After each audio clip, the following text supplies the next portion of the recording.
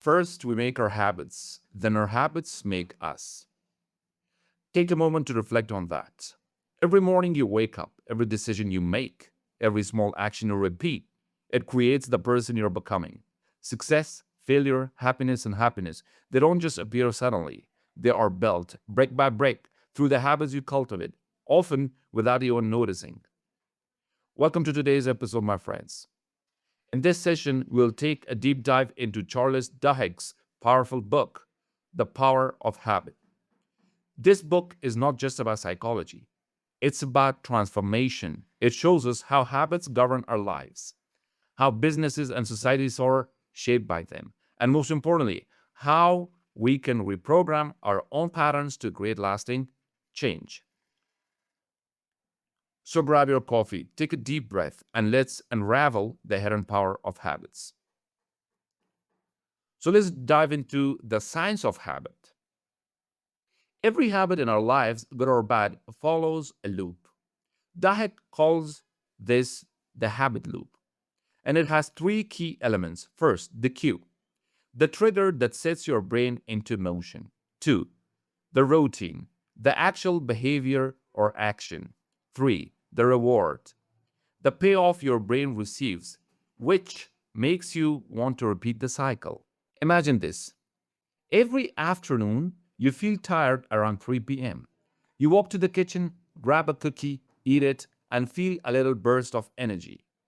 The cue is the afternoon slump. The routine is eating the cookie. The reward is the energy boost. Do this repeatedly, and your brain wires it into an automatic habit. But here is the fascinating part. Once a habit loop is created, your brain stops fully participating in decision making. It becomes automatic. That's why breaking bad habits feels so difficult. You're not fighting willpower alone, you're fighting your brain's wiring. So, how do we change this?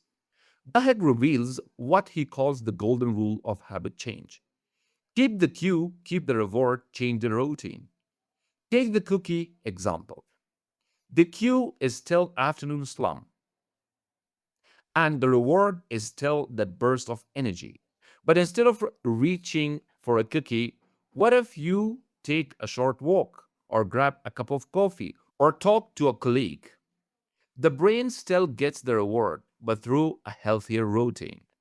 This principle is why programs like Alcoholics Anonymous have been so effective. They don't remove the cue like stress or emotional pain, and they don't deny the reward, relief, or comfort. Some habits are more powerful than others. Dahek calls these keystone habits, habits that create ripple effects across every area of your life. For example, exercise. People who begin exercising even just once a week often unconsciously start eating healthier, becoming more productive at work, smoking less, and managing stress better. Exercise is a keystone habit. It unlocks change in multiple areas. Another example is Paul O'Neill at Alcoa, who focused on one keystone habit: worker safety. By relentlessly pushing for safety, he unintentionally created better communication, stronger teamwork, and increased efficiency across the company. The result? Aloka's profits skyrocketed. So the lesson here is, don't try to change everything at once. Focus on one keystone habit. The kind of habit that, once improved, starts transforming the rest of your life. Habits don't just shape individuals, they shape entire organizations and even societies. Take Starbucks, for example. Starbucks just teach employees how to make coffee. They train them in willpower, teaching routine for handling stress when customers get angry. This culture of willpower became a habit loop that not only improved customer service but also empowered employees in their personal lives. Or consider the civil rights movement. Rosa Parks refusing to give up her bus seat was the cue. The routine was community mobilization. And the reward, justice, dignity, and progress. The entire movement spread because of habits of friendship. Church gatherings and community ties turn individual anger into collective action. But there is one more element that makes habits stick: belief.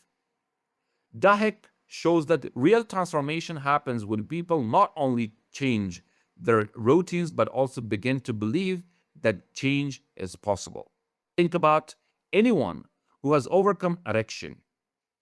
The turning point is not just replacing the habit, it's the moment they start believing in a better version of themselves. This is why support groups, communities, and accountability are so powerful.